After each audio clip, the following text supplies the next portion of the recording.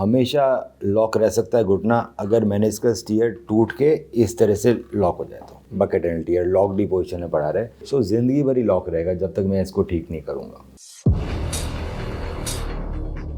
पर मैक्सिमम लोगों के ऐसा नहीं होता, इतना बड़ा टियर नहीं होता जो बिल्कुल ही लॉक पड़ा रहे। मैक्सिमम लोगों की दिक्कत आती है कि कभी कभी लॉकिंग हो रही है और बीच में उनको सिम्टम फ्री पीरियड है। क्यों? जिस दिन आपको लॉकिंग हुई उसमें एक पूरा मेनिस्कस नहीं, छोटा सा टुकड़ा टूट के लॉक हो गया, थोड़ी देर बाद अनलॉक हो गया, 5-7 मिनट फिर लॉक हो गया, फिर अनलॉक हो गया। तो ये सिम्टम्स आपको आएंगे, फिर ठीक हो जाएंगे। क्वेश्चन ये है कि आए क्यों भाई?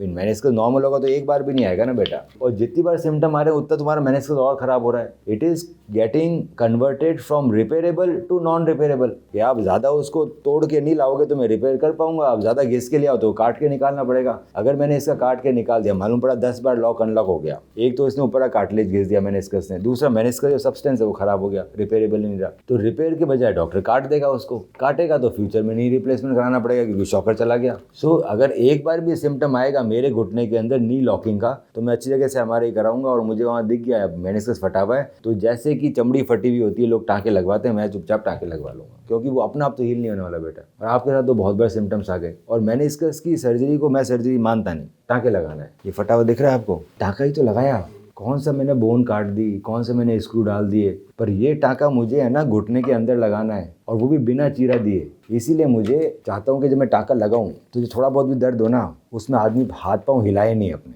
इसीलिए कमर में सुई दी जाती है, नहीं तो इसमें तो इतना दर्द भी नहीं होता। भाई ये सर्जरी अगर यहाँ पे होती, टाँका यहाँ मारना हो तो मैं आसपास सुन करता हूँ कर देता। ये सर्जरी यहाँ पे घुटने में भी आसपास इंजेक्शन देके सुन करके कर सकता हूँ, पर यहाँ तो अगर तुमने हाथ वाथ हिला भी लिया तो मैं पकड़ लूँगा, तो घुटने में कैसे पकड़ूंगा? हाथ वाथ हिला गया ये गलत जगह चला जाएगा।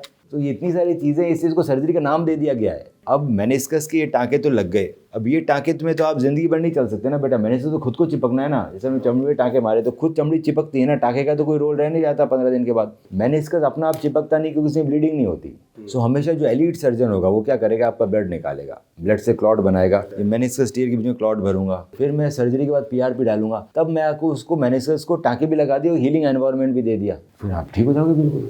इस सर्जरी के बाद 2 सप्ताह तक वॉकर लगेगा आपको क्योंकि वेट नहीं ले सकते।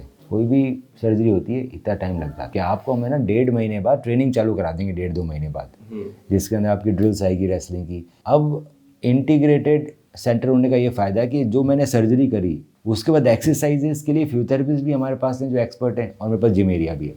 तो आपको यहाँ बोला के हम आपको हाई एंड एक्सरसाइज करेंगे तभी आप गेम पे जा पाओगे, नहीं तो वापस इंजरी हो जाएगी आपको। अगर किसी सर्जन के पास खुद का रिहेबिलिटेशन सेंटर नहीं हो तो वो दूसरे फिजियोथेरेपिस्ट पे रिलाई करता है, वो कैसा कर रहे हैं नहीं कर रहे हैं वी डोंट नो। सो यहाँ पर एक्सरसाइजेज मेरे से लोग सर्जरी दूसरे लोगों से कराने के बाद भी आते हैं because we are good in. हम इसको ऑनलाइन कराएंगे बच्चे को गोवा से। मैं चाहता हूँ कि 3 महीने बाद 2-3 बार आ जाए हमारे पास, महीने में 1 बार।